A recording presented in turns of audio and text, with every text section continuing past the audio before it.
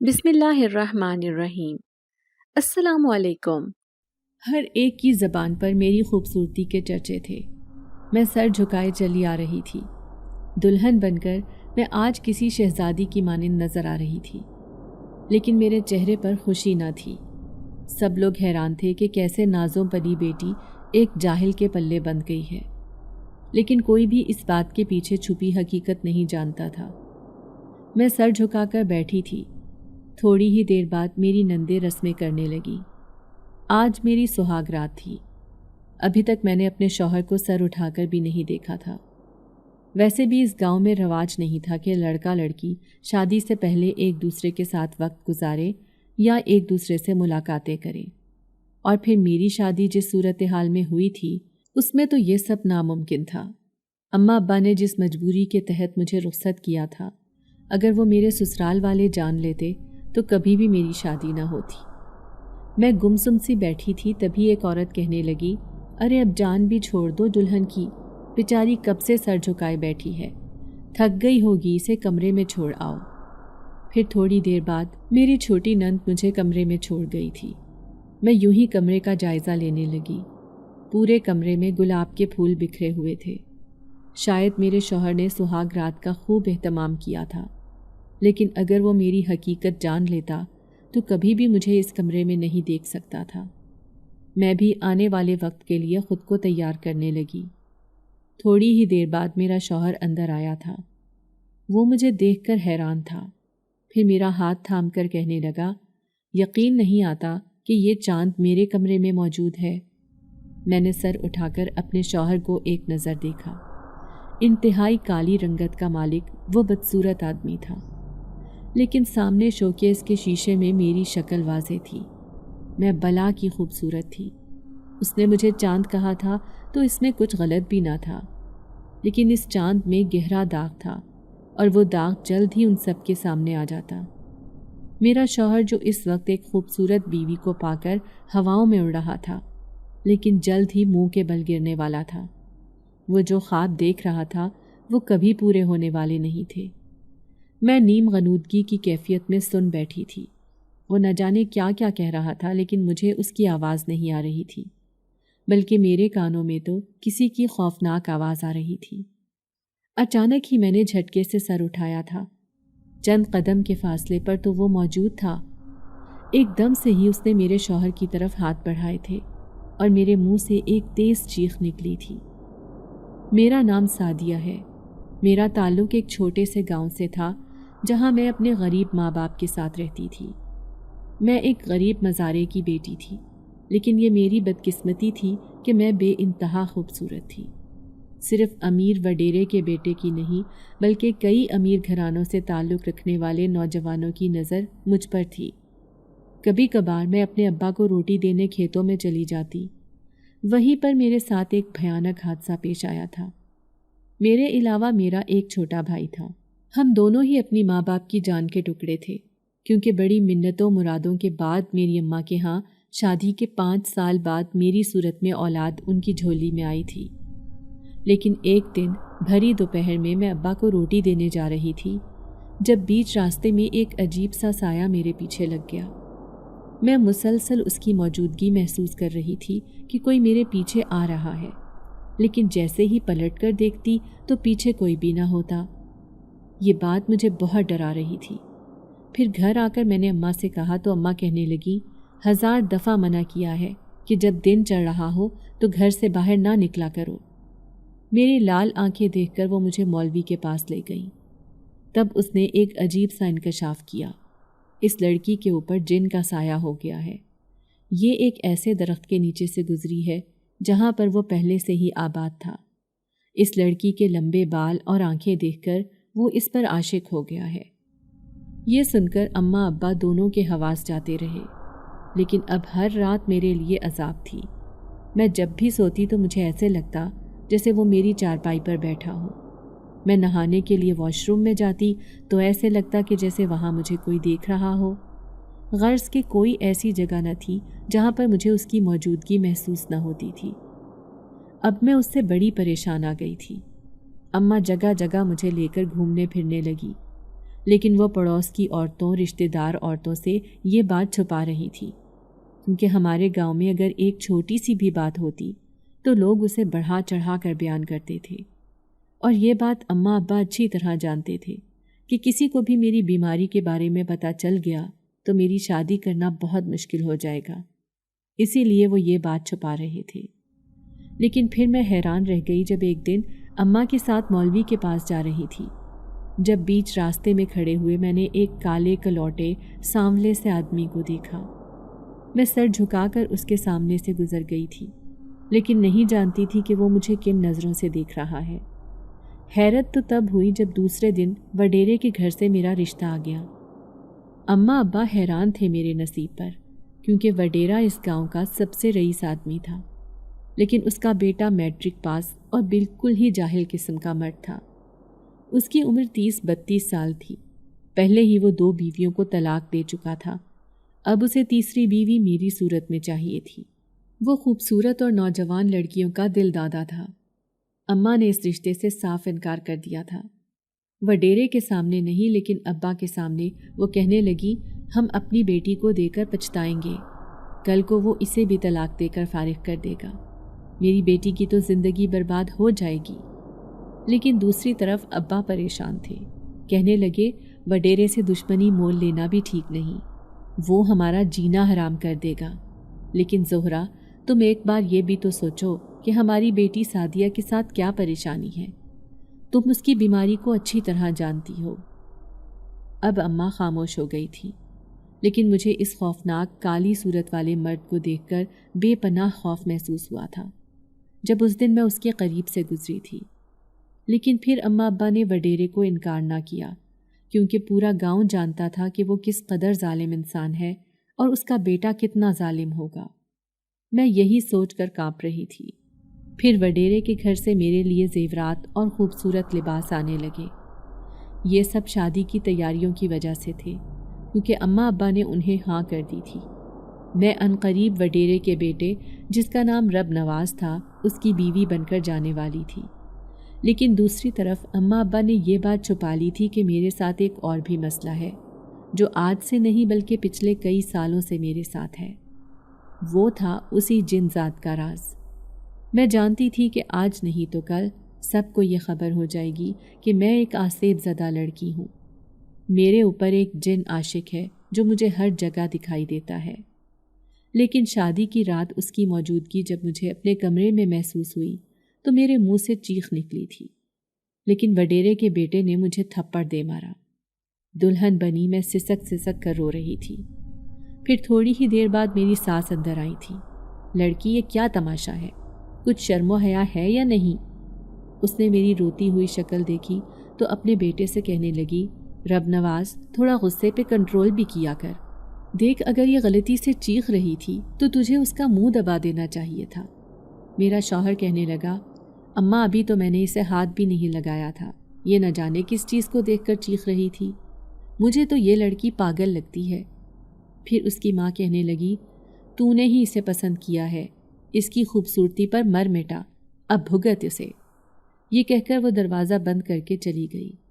لیکن اس رات رب نواز کے سو جانے کے بعد میں بستر میں لیٹی اور سونے کی کوشش کرنے لگی۔ لیکن تھوڑی ہی دیر بعد جب مجھے نیند آ گئی تو اچانک میں نے اپنے شوہر کے چیخنے کی آواز سنی تھی۔ وہ بری طرح تڑپ تڑپ کر چیخ رہا تھا، جیسے اسے کوئی تکلیف ہو رہی ہو۔ پورا گھر اکٹھا ہو گیا تھا، کیونکہ وہ وڈیرے کا اکلوتا بیٹا تھا۔ اس کی ماں نے لاڈ پیار میں اسے بے حد بگاڑ دیا تھا، لیکن آج اس کے ساتھ یہ کیا ہو رہا تھا؟ تبھی سب مجھے کہنے لگے، ارے کیسی منحوس دلہن ہے، اس نے تو رات سے تماشا بنا رکھا ہے۔ تبھی میری ساس کہنے لگی، ہاں، غریب کی بیٹی ہوتی ہی ایسی ہے، دولت دیکھ کر لگتا ہے کہ اس کی آنکھیں باہر آ گئی ہیں۔ میرے سسرال میں سب لوگ ہی حد سے زیادہ وہمی اور چغت قسم کے لوگ تھے۔ پہلے دن ہی انہوں نے مجھے میری اوقات بتا دی تھی، جبکہ میرا شوہر بار بار سب سے یہ کہہ رہا تھا کہ کسی نے رات کو میرا گلا دبانے کی کوشش کی ہے۔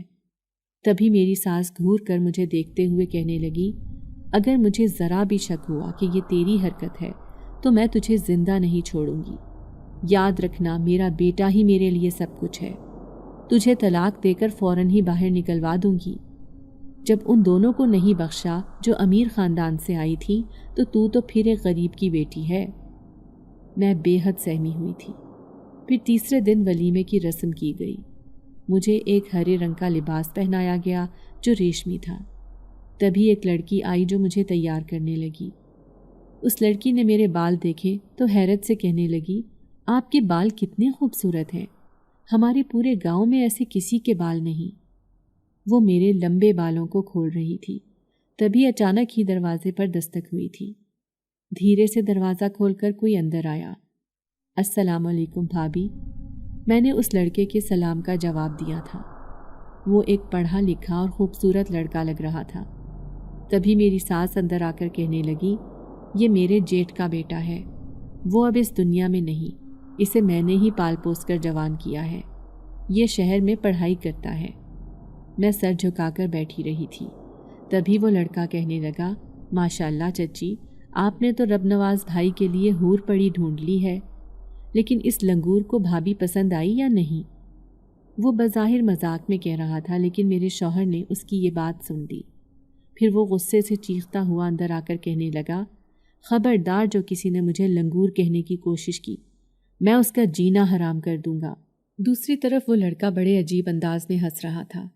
میں سمجھ گئی کہ شاید ان دونوں کو آپس میں ہنسی مذاق کی عادت ہے۔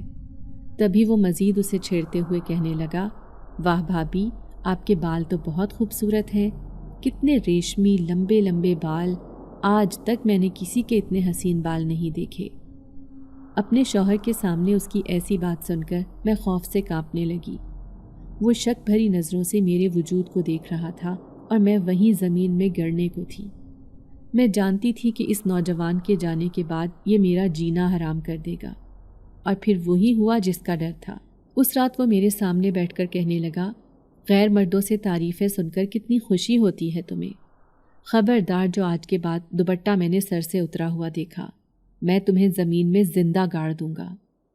ایک بار پھر سے میرے ہاتھ پاؤں سن ہونے لگے تھے، کیونکہ کسی کا اتنا برا لہجہ میں نے آج تک نہیں سنا تھا۔ لیکن اس رات پھر سے رب نواز بری طرح چیخ رہا تھا۔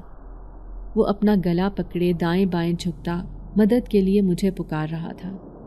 میں فوراً ہی اس کے پاس جا پہنچی، لیکن اس سے پہلے ہی اس کی ماں بہنیں بھاگتی ہوئی آئی تھیں۔ کیا کیا ہے تم نے بھابھی اسے؟ میری بڑی نند غصے سے چلاتے ہوئے کہنے لگی۔ میں نے کچھ نہیں کیا، قسم لے لو۔ بظاہر میں نے انہیں یہ بات نہیں بتائی تھی کہ ان کے ساتھ ایسا کیوں ہو رہا ہے۔ یہ سب اس کی وجہ سے ہو رہا تھا جو میرے ساتھ اس گھر میں آ چکا تھا۔ اب وہ یہ برداشت نہیں کر پا رہا تھا کہ میرا شوہر میرے قریب آئے یا میرے ساتھ کوئی ظلم اور زیادتی کرے۔ دوسرے دن ان کے کسی خاندان میں دعوت تھی۔ میری ساس نے مجھے بھی تیار ہونے کا کہا۔ میں ریشمی لباس پہن کر تیار ہو گئی تھی۔ لمبے لمبے بالوں کی چٹیاں میری پشت پر پڑی تھی جب میرا وہی دیور چلا آیا۔ پھر کہنے لگا، واہ بھابھی، آج تو آپ کمال لگ رہی ہیں، ایک تو آپ ویسے ہی اتنی خوبصورت ہیں، اوپر سے آپ کے یہ خوبصورت بال۔ مجھے اس کی تعریف ذرا نہ اچھی لگی تھی، لیکن اس کی تعریف میرا شوہر سن چکا تھا۔ وہ آگ برساتی نظروں سے مجھے دیکھ رہا تھا۔ پھر جیسے ہی ہم دعوت سے واپس آئے تو وہ مجھے کھینچتا ہوا کمرے میں لے گیا اور کہنے لگا، آج تو میں تمہیں گنجی کر کے رہوں گا۔ تمہارے حسن کے قصیدے غیر مرد کے منہ سے سننا مجھے اپنی توہین محسوس ہوتا ہے۔ میں اس کے غصے سے بری طرح ڈر گئی تھی۔ پھر میں نے ان کے سامنے ہاتھ جوڑے اور کہنے لگی، میرے ساتھ یہ ظلم نہ کریں، آئندہ میں اپنے سر سے دوپٹہ اترنے بھی نہیں دوں گی۔ لیکن وہ بلا کا شکی مزاج انسان تھا۔ اس سے پہلے کہ وہ میرے ساتھ یہ ظلم کرتا، میں اسے دھکا دے کر کمرے سے بھاگ آئی۔ میں واپس اپنے ماں باپ کے گھر جانا چاہتی تھی۔ میرا اس ظالم آدمی کے ساتھ گزارا نہیں تھا، یہ بہت بے رحم تھا۔ میرے کمرے سے بھاگنے کی خبر کسی کو بھی نہ ہوئی تھی۔ جیسے ہی میں نے کھلا دروازہ دیکھا تو چوکیدار سامنے آ گیا۔ آپ اس گھر سے باہر نہیں جا سکتی۔ لیکن نہ جانے میرے اندر اتنی طاقت کہاں سے آ گئی تھی۔ میں نے اسے ایک زوردار دھکا دیا اور یہاں سے بھاگتی چلی گئی۔ چوکیدار نیچے گر گیا تھا، جبکہ میرا شوہر پاگلوں کی طرح مجھے ڈھونڈ رہا تھا۔ میں گھر سے تو بھاگ آئی تھی، لیکن مجھے ڈر لگ رہا تھا کہ اگر ماں باپ کے گھر جاؤں گی تو یہ مجھے وہاں سے گھسیٹتا ہوا لے آئے گا، پھر نہ جانے مجھے کیا سزا دے۔ اسی لیے اب بجائے اپنے گھر جانے کے میں گاؤں کی دوسری سمت بھاگنے لگی۔ بھاگتے بھاگتے میرے پاؤں زخمی ہو گئے تھے۔ دوپٹے کو میں نے اچھی طرح مضبوطی سے اپنے اوپر اوڑھا ہوا تھا۔ جب بھاگ بھاگ کر تھک گئی تو ایک درخت کے پیچھے چھپ کر بیٹھ گئی۔ ابھی تک مجھے یقین نہیں آ رہا تھا کہ میرے اندر اتنی ہمت آ گئی تھی کہ میں اپنی سسرال سے بھاگ آئی۔ نہ جانے آگے میری قسمت کا فیصلہ کیا ہونے والا تھا، لیکن یہ جو کچھ بھی ہوا تھا صرف اسی کی وجہ سے جس نے مجھے بہت پریشان کر رکھا تھا۔ ایسے لگ رہا تھا جیسے میری ذہنی کیفیت چینج ہو گئی ہو۔ جب میرا شوہر میرے ساتھ ظلم اور زیادتی کرنے کی کوشش کرتا، کہیں نہ کہیں وہ مجھ پر حاوی ہو جاتا تھا۔ اس لیے تو آج میں اس قدر غصے سے پاگل ہو گئی کہ گھر سے ہی بھاگ نکلی۔ اب تو واپس جاؤں گی تو سوائے موت کے کچھ بھی نہیں ہے، یہی سوچ کر میں اس درخت کے پیچھے چھپی بیٹھی تھی۔ پھر میں پھوٹ پھوٹ کر رو دی۔ اب تو میں اپنے ماں باپ سے بھی نہیں مل سکتی تھی، نہ جانے وہ وڈیرا ان کے ساتھ کیا کرے، یہی سوچ کر میں بے حد پریشان تھی۔ ابھی میں یہاں چھپی بیٹھی ہوئی تھی کہ اچانک کسی نے مجھے پیچھے سے پکارا، کون ہو تم اور یہاں کیوں چھپ کر بیٹھی ہو؟ میں نے جیسے ہی پلٹ کر دیکھا تو سامنے کھڑے سفید لباس والے خوبصورت نوجوان کو دیکھ کر چونک گئی۔ گھبراتے ہوئے کہنے لگی، وہ میں گھر سے بھاگ آئی ہوں۔ سر سے پاؤں تک وہ مجھے بڑے غور سے دیکھنے لگا، پھر کہنے لگا، لیکن ایسی غلطی کیوں کی؟ اب کہاں جاؤ گی؟ میں اسے روتے ہوئے کہنے لگی، میرے پاس کوئی ٹھکانہ نہیں، ایسے لگتا ہے کہ اب مجھے خودکشی کر لینی چاہیے۔ یہ کہتے ہی میں اٹھ کر کنویں کی طرف بھاگی تھی۔ میں جانتی تھی کہ اس جنگل کے بیچوں بیچ ایک گہرا کنواں ہے۔ اکثر کبھی کبھار بچپن میں یہاں آ جاتی تھی۔ ویسے تو گاؤں کا کوئی بھی آدمی اس طرف نہیں آتا تھا، لیکن میرے بچپن کی وہ یادیں آج بھی ذہن میں تازہ تھیں، اسی لیے اس گہرے کنویں کی تلاش میں نکلی تھی۔ جانتی تھی کہ اگر میرے شوہر کو میرا وجود مل گیا تو وہ میرے ٹکڑے ٹکڑے کر دے گا، لیکن اچانک ہی اس نے مجھے آواز دے کر روکا اور کہنے لگا، جب تک تمہارے حالات ٹھیک نہیں ہو جاتے تم میرے گھر میں رہو۔ لیکن آپ کا گھر کہاں ہے؟ میں حیران تھی کہ اس ویران جگہ پر اس کا گھر کیسے ہو سکتا ہے۔ تو وہ کہنے لگا، اس جنگل سے نکل کر تھوڑا آگے میرا گھر ہے، میں وہیں پر رہتا ہوں اپنی ماں کے ساتھ۔ تم میرے ساتھ چلو، جب تک تمہارے حالات ٹھیک نہیں ہوتے تم وہاں پر بڑے آرام سے رہ سکتی ہو۔ وہاں تم بالکل محفوظ رہو گی، کوئی بھی تمہیں کوئی نقصان نہیں پہنچا سکتا۔ اب اس کی بات نے مجھے سوچنے پر مجبور کر دیا تھا۔ پھر دل میں خیال آیا کہ کچھ دن گزر جائیں گے تو شاید میرے شوہر کا غصہ بھی کم ہو جائے، اور اگر اس وقت اسے میں مل گئی تو وہ مجھے جان سے مار ہی دے گا۔ اس لیے یہی سوچ کر میں نے اس کی بات مان لی تھی۔ ویسے بھی خودکشی تو حرام ہے، یہ فیصلہ میں وقتی طور پر کر تو لیتی، لیکن پھر اس دنیا میں بھی مجھے سکون نہ ملتا اور آخرت میں بھی میرا ٹھکانہ جہنم ہوتا۔ اب یہ نوجوان تو میری زندگی میں کسی مہربان فرشتے کی طرح آیا تھا، اس لیے میں اس کے گھر چلی آئی۔ اس کے گھر میں 2 کمرے تھے۔ سامنے ایک بوڑھی عورت چارپائی پر بیٹھی تھی۔ میں اسے دیکھ کر ڈر گئی کیونکہ اس کا چہرہ بہت خوفناک تھا۔ نوجوان میں اور اس بوڑھی عورت میں کوئی مماثلت نہیں تھی۔ مجھے یوں ڈرتا دیکھ کر وہ کہنے لگا، یہ کئی سالوں سے بیمار ہے، نہ بات کرتی ہے اور نہ ہی کوئی بات سن سکتی ہے، بس میں ہی اس کی خدمت کرتا ہوں، یہ میری ماں ہے۔ تب یہ بات سن کر میری جان میں جان آئی، لیکن اس تنہا اور ویران جگہ پر صرف ایک یہی گھر تھا، باقی مجھے کسی کا گھر یہاں شائبہ تک نہیں ملا تھا۔ لیکن ابھی فی الحال کے لیے یہ گھر بھی میرے لیے کسی جنت سے کم نہیں تھا، اسی لیے یہی سوچ کر میں اس عورت اور اس کے بیٹے کے ساتھ اس گھر میں رہنے لگی۔ پورے گھر میں مٹی اور جالوں کا بسیرا تھا، شاید صحیح دیکھ بھال نہ ہونے کی وجہ سے یہ بالکل ہی اجڑ گیا تھا۔ پھر میں نے اس گھر کو صاف ستھرا کیا اور اسے چمکا کر رکھ دیا۔ لیکن ایک دن میں اس بڑھیا کے ساتھ ہی اس گھر میں اکیلی تھی جب وہ میرے پاس چلتی ہوئی آئی اور میرے پیچھے آ کر کھڑی ہو گئی۔ میں جیسے ہی پلٹی تو اس کے خوفناک چہرے کو دیکھ کر ڈر گئی۔ تبھی اس نے مجھے کہا، بھاگ جاؤ یہاں سے ورنہ بہت بری طرح پچھتاؤ گی، مجھے تمہاری یہاں موجودگی پسند نہیں۔ اسے بولتے دیکھ کر میں ہکا بکا رہ گئی تھی۔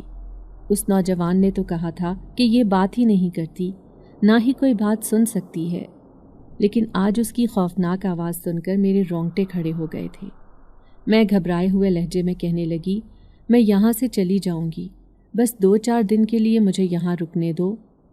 اس کا تو بس نہیں چل رہا تھا کہ وہ مجھے دھکے دے کر یہاں سے نکال دے، کیونکہ اس کی آنکھوں میں گہری آگ کی تپش تھی۔ پھر وہ 2 قدم چلتے ہوئے میرے قریب آئی اور کہنے لگی، یہ بات میں تمہاری بھلائی کے لیے کہہ رہی ہوں، اس کے دھوکے میں نہ آنا، ذرا باہر جا کر دیکھو۔ آج رات 12 بجے کے بعد اس گھر سے نکل کر باہر کا منظر دیکھنا، تمہیں خود سمجھ آ جائے گی کہ اس میں ہی تمہاری بھلائی ہے۔ اب میں نے اس کی بات کا جواب نہ دیا تھا، لیکن میں اس نوجوان کا انتظار کرنے لگی۔ میں اسے کہنا چاہتی تھی کہ وہ واپس مجھے میرے گاؤں چھوڑ آئے۔ اب جو بھی زندگی میں میرے ساتھ ہوگا میں اسے خود ہی برداشت کر لوں گی، لیکن اس خوفناک عورت کے ساتھ مزید رہنا میرے لیے بہت مشکل تھا۔ لیکن میں رات تک اس کا انتظار کرتی رہی، وہ واپس اس گھر میں نہیں آیا۔ جیسے ہی رات کے 12 بجے تو میں اس بوڑھی عورت کو تلاش کرنے لگی، لیکن اس کا کہیں نام و نشان بھی نہیں تھا۔ ایسے لگ رہا تھا جیسے وہ یہاں سے غائب ہو گئی ہو۔ میں اپنے آپ کو اس گھر میں اکیلا محسوس کر کے بہت گھبرا رہی تھی۔ جیسے ہی باہر جانے کے لیے دروازہ کھولنے لگی تو یہ دیکھ کر میرے ہوش و حواس فنا ہو گئے کہ دروازہ مکمل طور پر بند تھا، جیسے کسی نے باہر سے مجھے قید کر دیا ہو۔ تبھی میں چیختے ہوئے کہنے لگی، دروازہ کھولو، کسی نے مجھے یہاں بند کر دیا ہے، اماں جی خدا کے لیے دروازہ کھولو۔ میں اس خوفناک عورت کو پکار رہی تھی۔ اس کے بیٹے کے بھروسے پر ہی تو میں اس گھر میں رہ رہی تھی، لیکن آج ان دونوں نے میرے ساتھ کیا کیا تھا؟ اب سوائے رونے کے میرے پاس کوئی دوسرا چارہ نہیں تھا۔ میں ہچکیوں سے رو رہی تھی۔ تھوڑی ہی دیر بعد دروازہ کھلا، لیکن ایک لڑکی اندر آئی تھی۔ کون ہو تم اور میرے گھر میں کیا کر رہی ہو؟ وہ تیز آواز میں مجھ سے کہنے لگی۔ وہ لڑکی بھی اس عورت کی طرح بہت ڈراؤنی تھی۔ اسے دیکھ کر میرے ہاتھ پاؤں کانپنے لگے۔ اوہ ہو، تو تم وہی ہو جس کی محبت میں وہ دیوانہ ہے، لیکن یاد رکھنا تم میری جگہ اس گھر میں نہیں لے سکتی۔ یہ گھر میرا ہے اور میں ایک جن زادی ہوں، تم ایک آدم زادی ہو، بہت خوبصورت، لیکن تمہارا اس گھر میں کوئی کام نہیں۔ جاؤ، بھاگ جاؤ، آج کی رات تمہارے پاس ہے، کل تک اس کا عمل پورا ہو جائے گا تو وہ ہمیشہ کے لیے تمہیں اپنے ساتھ لے جائے گا۔ تمہاری محبت میں اس نے مجھے بھی چھوڑ دیا ہے۔ یہ وہ کیا کیا انکشاف کر رہی تھی؟ تو کیا وہ جن ذات مجھے دھوکے سے اس گھر میں لے کر آیا تھا؟ اتنے دن سے میں ان جنات کے ساتھ رہ رہی تھی۔ نہیں، میں اب یہاں 1 منٹ بھی نہیں رکوں گی۔ میں پاگلوں کی طرح اس گھر سے بھاگی تھی۔ میں نے دیکھا پیچھے سے وہ دونوں جن زادیاں زور زور سے کہکہے لگا رہی تھی۔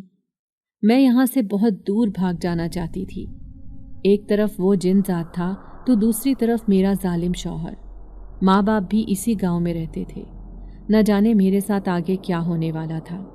میں آدھی رات کو ننگے پاؤں اس جنگل میں بھاگ رہی تھی۔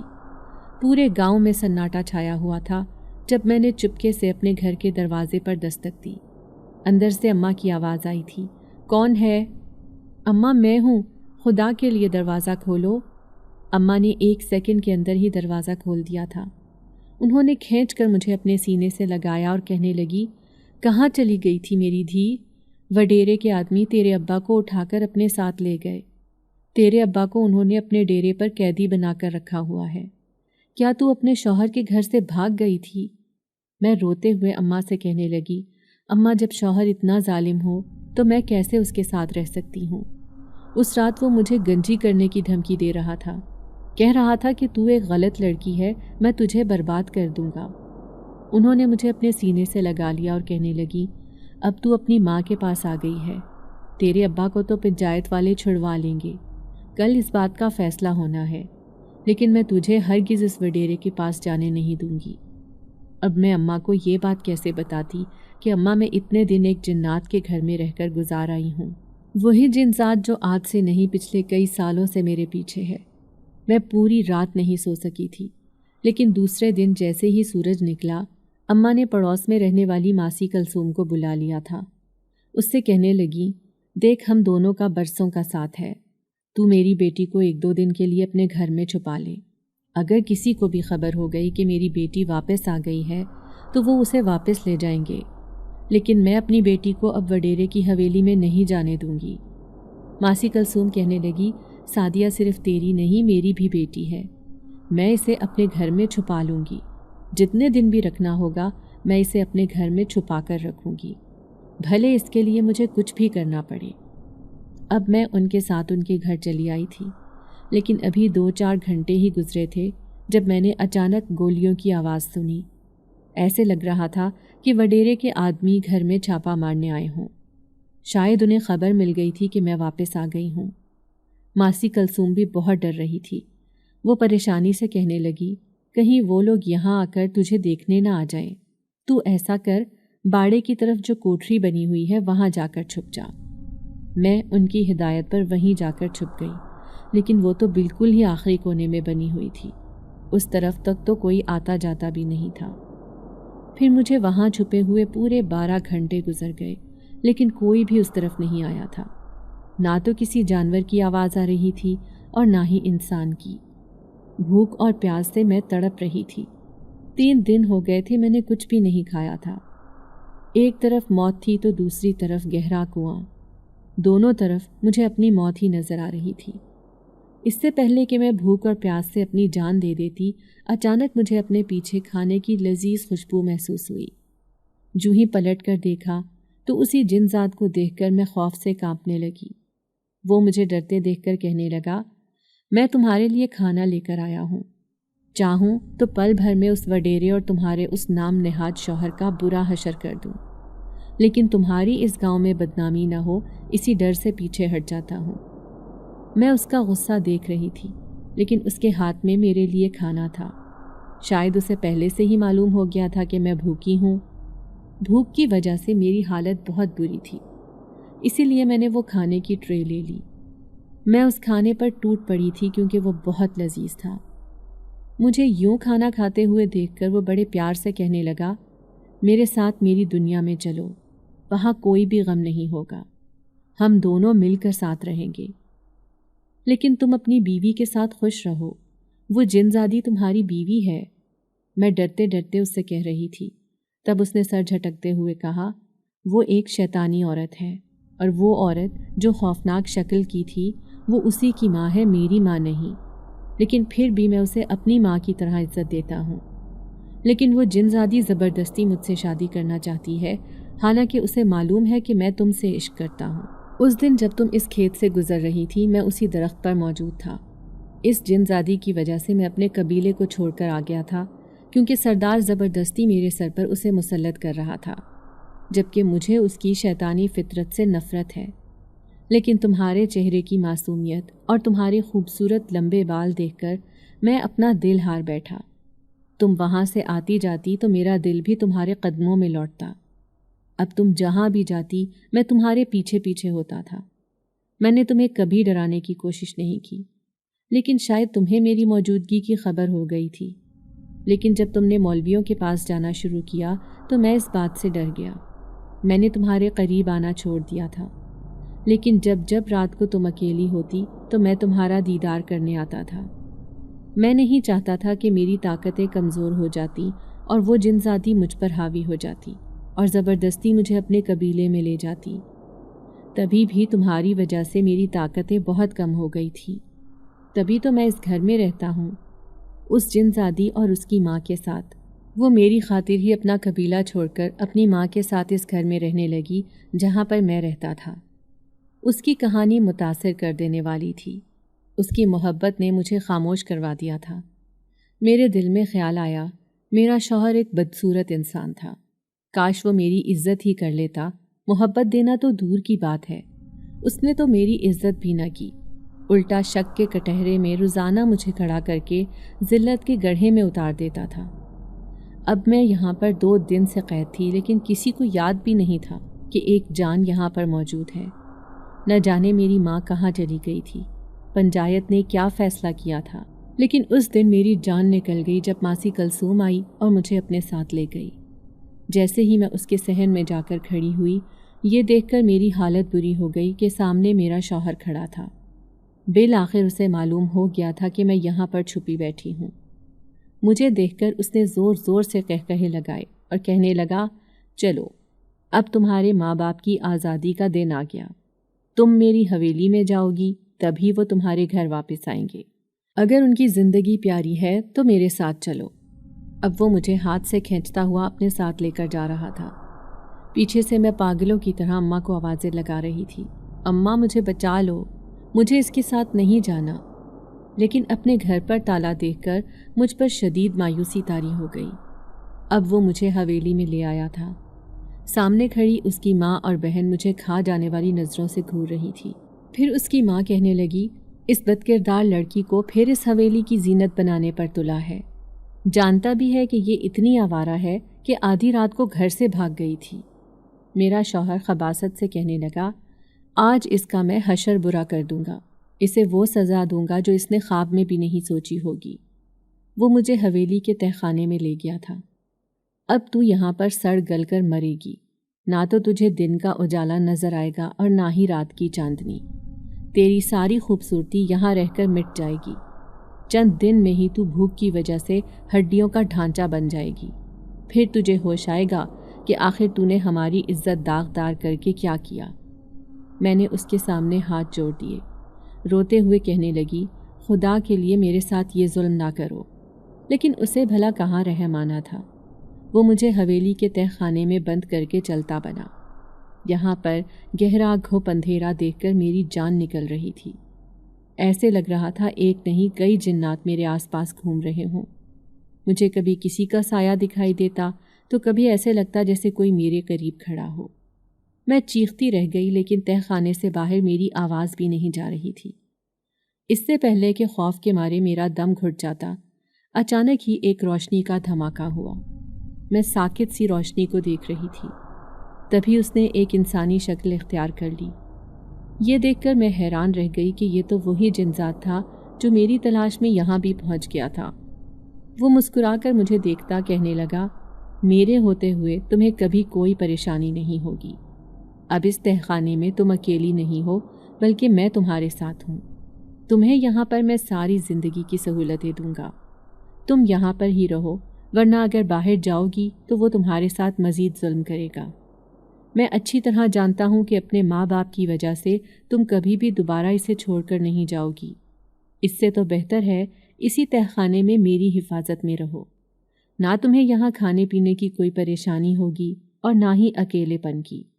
میں تمہاری سب پریشانیاں دور کر دوں گا۔ اس کی بات نے مجھے ایک دم سے ہی پرسکون کر دیا تھا۔ میں سوچ بھی نہیں سکتی تھی کہ جس جن ذات سے ہمیشہ میں نفرت کرتی آئی تھی، آج وہ یوں مہربان فرشتے کی طرح میری زندگی میں آ جائے گا۔ اب بظاہر میں لوگوں کی نظروں میں ایک تہہ خانے میں رہ رہی تھی، لیکن یہاں کی زندگی میرے لیے بہت ہی خوبصورت بن گئی تھی، وہ بھی صرف اس جن ذات کی وجہ سے۔ مجھے جس چیز کی بھی ضرورت ہوتی میں اس جن ذات سے کہہ دیتی، بھلے پھر وہ کھانا ہو یا زندگی کی کوئی دوسری ضرورت۔ اس نے میری ہر خواہش پوری کر دی تھی۔ اس تہہ خانے میں مجھے یہاں رہتے ہوئے پورا 1 مہینہ ہو گیا، لیکن کسی نے بھی یہاں جھانک کر بھی نہیں دیکھا تھا۔ لیکن میں پہلے سے بھی زیادہ خوبصورت ہو گئی تھی۔ ایک دن میں حیران رہ گئی جب جن ذات نے مجھے ایک تسبیح اور جائے نماز لا کر دی۔ میری حیرانی دیکھ کر وہ کہنے لگا، یہاں اکیلے پن کے خوف سے اس اللہ سے لو لگا لو جو سب کو پیدا کرنے والا ہے۔ تمہارا ڈر تمہارے دل سے ختم ہو جائے گا، ہر چیز کا ڈر ختم ہو جائے گا۔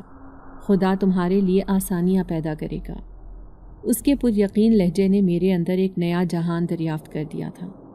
میں نے فوراً ہی اس کی ہدایت پر عمل کیا۔ اب میں راتوں کو قرآن پڑھتی اور ہر وقت وضو کر کے رہتی۔ اس تہہ خانے کے اندر میری زندگی جنت بن گئی تھی۔ نہ تو مجھے دنیا داری کا کوئی ہوش تھا اور نہ ہی میں نے یہ سوچا کہ انسانوں نے میرے ساتھ کیا کیا ہے۔ بس میں ہر حال میں رب کا شکر ادا کرنے لگی۔ آہستہ آہستہ میرے اندر خود اعتمادی پیدا ہونے لگی۔ پھر وہ دن بھی آیا جب ایک دن آہستہ آہستہ تہہ خانے کا دروازہ کھلا۔ آنے والی وہ ملازمہ تھی۔ وہ مجھے دیکھ کر حیرت سے آنکھیں پھاڑ رہی تھی۔ اسے یقین نہیں آ رہا تھا کہ میں زندہ سلامت اس کے سامنے بیٹھی ہوں۔ شاید وہ میری لاش لینے آئی تھی، لیکن میرے پاس آ کر کہنے لگی، مالک نے آپ کو بلایا ہے، چلیں آپ میرے ساتھ۔ پھر جیسے ہی میں اس تہہ خانے سے نکل کر باہر گئی، سب کے چہرے پر حیرانی تھی۔ میرا شوہر کچھ بولنے کے قابل ہی نہیں رہا تھا۔ وڈیرا کہنے لگا، ایسے لگتا ہے کہ اس کی کوئی مدد کرتا رہا ہے جبھی تو یہ آج ہٹی کٹی صحیح سلامت ہمارے سامنے کھڑی ہے، ورنہ اس سے پہلے ہم نے کتنے لوگوں کو سزائیں دی ہیں۔ اس تہخانے میں سے کوئی بھی زندہ سلامت باہر نہیں آیا۔ میں جانتی تھی کہ وہ کس قدر ظالم لوگ ہیں، تبھی میں مضبوط لہجے میں کہنے لگی، جسے اللہ رکھے اسے کون چکھے۔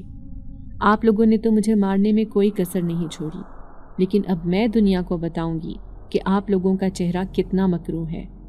جس اللہ نے مجھے اس تہخانے میں زندگی دی ہے وہ آگے بھی میری حفاظت کرے گا۔ میرے لہجے کا ان پر ایسا خوفناک اثر ہوا کہ وہ وڈیرا کہنے لگا، اسے اس کے ماں باپ کے گھر چھوڑاؤ۔ میرا شوہر چیختے ہوئے کہنے لگا، ہرگز نہیں، ابھی میرا بدلہ پورا نہیں ہوا۔ تو اس کا باپ کہنے لگا، تم نے جو بدلہ لینا تھا لے لیا، اب اس کی جان بخش دو، کیونکہ اگر اس کے ساتھ خدا نے کچھ برا کرنا ہوتا تو یہ تہخانے میں ہی گل سڑ کر مر جاتی، لیکن آج یہ صحیح سلامت کھڑی ہے، اس کا مطلب ہے کہ خدا ہم سے ناراض ہے۔ ہمیں بھی اپنے اعمال کا حساب کرنا چاہیے۔ اس کا لہجہ بہت تھکا تھکا تھا۔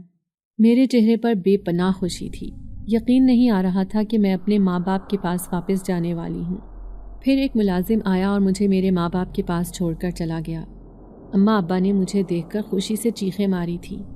پھر اماں کہنے لگی، ہم نے تو یہ سوچ لیا تھا کہ تو اس دنیا سے چلی گئی ہے، ہمیں تو تیری لاش بھی نہیں ملے گی۔ پنچایت نے یہ فیصلہ کیا تھا کہ اگر ہم تجھے ان وڈیروں کے حوالے کر دیں گے تبھی ہمیں آزادی ملے گی اس گاؤں میں رہنے کی، لیکن میں نہیں جانتی تھی کہ کلثوم اتنی غدار نکلے گی۔ اس نے پہلے ہی وڈیرے کے بیٹے کو بتا دیا تھا کہ تو اس کے گھر میں چھپی ہوئی ہے۔ میں پیار سے اماں سے کہنے لگی، اماں، اس وڈیرے نے ہی مجھے ہمیشہ کے لیے اپنی حویلی سے جانے کی اجازت دے دی ہے۔ اب میں آزاد ہوں، لیکن جسے میں ہمیشہ سے برا سمجھتی آئی تھی اس نے ہی میرا ساتھ دیا ہے۔ اب ابا نے چونک کر میری طرف دیکھا تھا تو میں نظریں جھکا کر کہنے لگی، یہ وہی جن ذات ہے جس نے ہر جگہ پر میری مدد کی ہے۔ وڈیرے نے مجھے تہ خانے میں بند کر دیا تھا، وہاں پر کوئی بھی نہیں تھا، لیکن اس جن ذات نے مجھے کھانا لا کر دیا اور میری زندگی کی ہر سہولت بھی تھی۔ اس نے میری زندگی بدل کر رکھ دی ہے۔ اب میں سوائے اللہ کے کسی سے بھی نہیں ڈرتی۔ جب یہ بات میں نے وڈیرے سے کہی تو وہ کہنے لگا کہ ہمیں اس لڑکی پر ظلم کرنے کی اجازت نہیں، اسی لیے اس نے مجھے گھر بھیج دیا ہے۔ یہ سن کر اماں ابا بہت خوش ہوئے تھے، لیکن ابا کہنے لگے، اب ہم اس گاؤں میں نہیں رہیں گے، میں کل ہی سارا سامان سمیٹ کر دوسرے شہر میں گھر لے لوں گا، وہاں جا کر کوئی نہ کوئی کام مل جائے گا، لیکن میرے بچوں کو ہی یہاں سکون نہیں تو پھر میری زندگی میں کیسے سکون ہو سکتا ہے؟ ابا کا یہ فیصلہ درست تھا۔ دوسرے ہی دن ہم نے سارا سامان سمیٹ لیا، پھر ہم نے چپ چاپ یہ گھر چھوڑ دیا۔ میں گاڑی میں بیٹھی تھی جب میں نے دیکھا دور کھڑا رب نواز، جو میرا نام نہاد شوہر تھا، مجھے عجیب سی نظروں سے دیکھ رہا تھا۔ اس کی نظروں میں آج میرے لیے نہ نفرت تھی اور نہ ہی غصہ، بلکہ اس کی آنکھیں جھکی ہوئی تھیں۔ تبھی میں نے اس سے نگاہیں پھیر لی، لیکن اچانک ہی میری نظر شیشے پر پڑی جس میں سے کسی اور کا عکس بھی نظر آیا تھا۔ یہ عکس کسی اور کا نہیں بلکہ اسی جن ذات کا تھا۔ تبھی میں نے تیزی سے پلٹ کر دیکھا۔ اماں حیران ہو کر کہنے لگی، کسے بار بار دیکھ رہی ہے؟ کیا اپنے شوہر کو؟ اس کا ظلم بھول گئی کیا تو؟ میں اماں کو کیسے بتاتی کہ میں اپنے شوہر کو نہیں بلکہ اس جن ذات کو دیکھ رہی تھی جو مجھے یہاں سے جاتا ہوا دیکھ کر اداس تھا۔ پھر میں اپنے پورے خاندان کے ساتھ شہر میں رہنے لگی۔ یہاں پر میں نے نوکری کر لی تھی۔ پہلے جو میں ایک ڈری سہمی لڑکی تھی، گاؤں کی وہ لڑکی جو کبھی گھر سے باہر بھی نہ نکلتی تھی، جس کی زندگی اس وڈیرے کے بیٹے نے خراب کر دی تھی، لیکن آج میرے اندر اعتماد پیدا ہو گیا تھا۔ شہر کی لڑکیوں کے ساتھ رہ رہ کر میں نے ان کی طرح رہنا سیکھ لیا تھا۔ پھر ایک دن میں اسکول سے واپس آئی تو میرے حواس جاتے رہے جب میں نے وڈیرے اور اس کے بیٹے اور اس کی بیوی کو اپنے گھر میں بیٹھا ہوا دیکھا۔ رب نواز نے میرے ماں باپ کے سامنے ہاتھ جوڑ رکھے تھے۔ وہ روتے ہوئے کہنے لگا، شاید میں ہی بدقسمت ہوں جو اپنی ہیرے جیسی بیوی کی قدر نہ کر سکا۔ آپ دونوں مجھے معاف کر دیں، میں اسے لینے آیا ہوں، لیکن مجھے اس سے بہت ڈر لگتا تھا۔ اماں ابا کہنے لگے، یہ فیصلہ ہماری بیٹی کا ہے، وہ جو چاہے فیصلہ کرے۔ میں حیران تھی کہ رب نواز اس قدر کیسے بدل سکتا ہے، ضرور یہ کوئی چال چل رہا ہے۔ لیکن وڈیرے کی بات نے مجھے حیران کر دیا جب وہ کہنے لگا یہ پچھلے ہی مہینے عمرہ کر کے آیا ہے، تب سے اس کے دل کی حالت بدل گئی۔ یہ بس اپنی بیوی سے معافی مانگنا چاہتا ہے۔ اگر کوئی صورتحال ممکن ہے تو یہ واپس اپنی بیوی کو ساتھ لے کر جانا چاہتا ہے۔ پھر میرا شوہر میرے قریب آیا اور کہنے لگا، اتنی خوبصورت بیوی کو دیکھ کر میں شک میں مبتلا ہو گیا تھا۔ اپنی بدصورتی دیکھتا تو یہی گمان ہوتا کہ کوئی مجھ جیسے انسان کو کیسے قبول کر سکتا ہے۔ اس کے منہ سے یہ سنجیدہ بات سن کر مجھے یقین نہیں آیا تھا کہ کوئی انسان اس قدر بھی بدل سکتا ہے۔ پھر میں نے اسے کہا کہ مجھے کچھ سوچنے کا وقت دو، پھر ہی میں کوئی فیصلہ کروں گی۔ یہ سن کر وہ واپس چلے گئے تھے، لیکن وڈیرے نے میرے سر پر ہاتھ رکھا اور کہنے لگا، میری بیٹی، مجھے یہ یقین ہے کہ تم ایک درست فیصلہ کرو گی۔ میرا بیٹا بہت نادان ہے۔ اگر یہ زندگی کے صحیح موڑ پر صحیح سمت میں قدم رکھ رہا ہے تو تم اس کا ساتھ دو۔